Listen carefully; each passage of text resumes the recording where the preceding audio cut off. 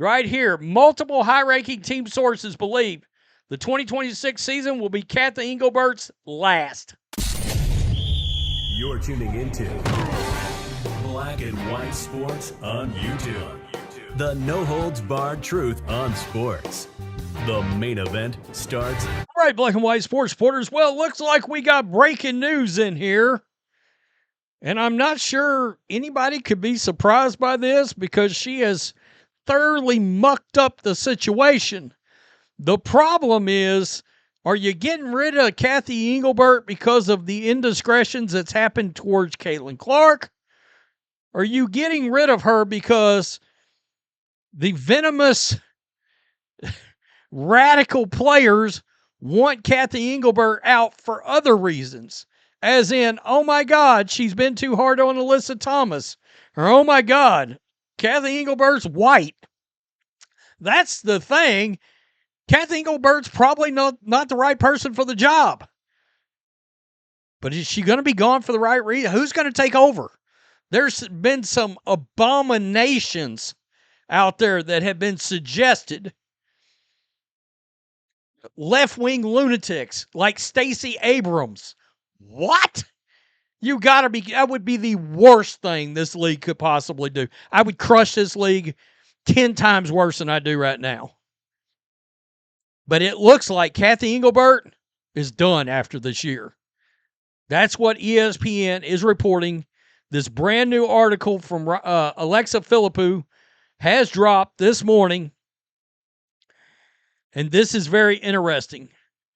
So, right here, in the darkest days of the past 12 months, full of public vitriol and contentious labor negotiation, Cathy Engelbert leaned on teachings and advice she gathered over the 40-plus years in corporate America. One leader who stuck with her for more than a decade is retired four-star Admiral Bill McRaven, who went viral for a 2014 commencement address at the University of Texas, where he shared his life lessons from his Navy SEAL training.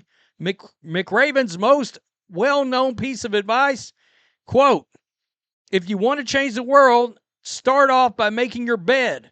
But Cathy Engelbert focused on another teaching from McRaven. Quote, "It's easy to lead in good times," Engelbert told ESPN in a phone interview last week. "Where leaders really emerge, in my experience, is when you're your best in your darkest moments and you don't give up." She's been terrible. She's been terrible. One of her number one problems is not publicly heading trouble off at the pass. And I'm talking about having a press conference, getting in front of people, and taking the bullets. She refuses to do it. Remember, she's literally at the same golf tournament where Dan Patrick is hosting his show, and she backed out. She ghosted him on an interview that went mega viral after she did it because Dan Patrick drowned her, and then so did everybody else. She refused to take responsibility. Engelbert has navigated numerous challenges in her 7 years as WNBA commissioner, from 2 collective bargaining negotiations to a global pandemic and social unrest, to inheriting a business with, in her terms, quote, "no money, no scale, no capability." Yet she might be living the darkest moments of her tenure now. The tempest surrounding her leadership emerged last fall when Nafesia Collier, one of the league's biggest stars, said in an explosive end-of-season interview that Engelbert was negligent in her governance and the WNBA had, quote, "the worst leadership in the world." It's hard to argue. You throw in the fact that nobody will take responsibility for terrible officiating. Nobody will actually do anything about it. She's got problems. And look, there's some bad commissioners out there. Bad. Nearly 10 months later, what should be a celebratory summer of the league's 30th season of the WNBA's brilliant star power, you can tell this is ESPN, and of the making through a strenuous labor negotiations with a historic agreement, has felt like one of aspiration. Players, teams, fans consistently and loudly voice frustrations over officiating, divisive discourse, and increased harassment towards players seem never ending. An in-game incident last month when the Mercury forward Alyssa Thomas pushed her fist into Caitlin Clark's throat especially galvanized fans and critics. Even the league's retroactive assessment of Thomas getting a flagrant 2 and a one-game suspension turned into a spectacle.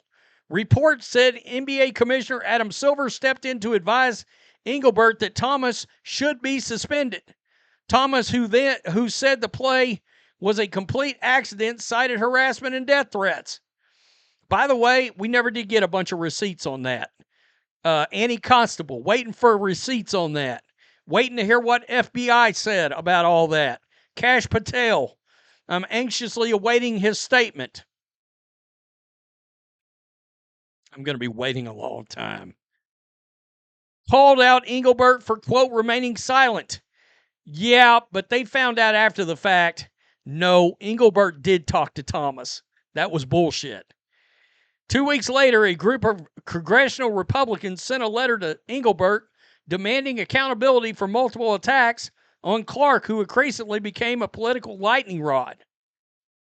All of it, plus Engelbert's perceived absence publicly and in league circles, has renewed the referendum on her leadership. Here we go.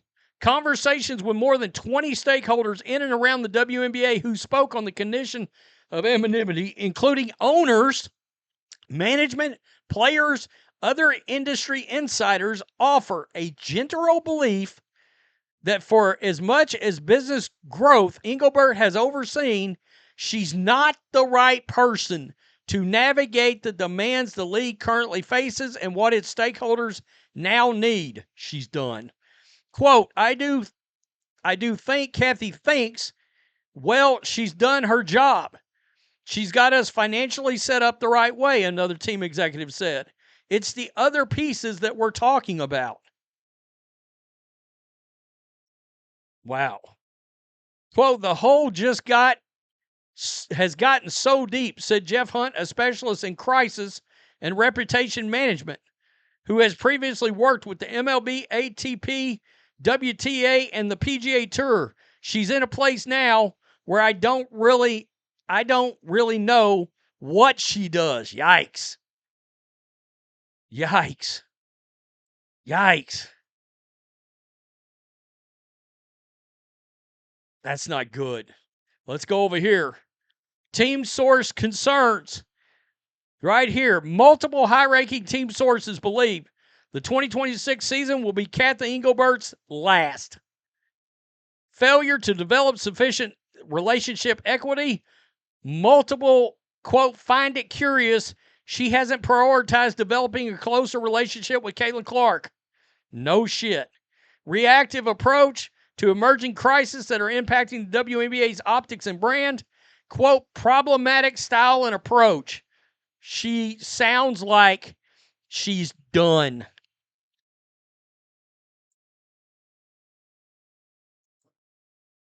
It sounds like she's done.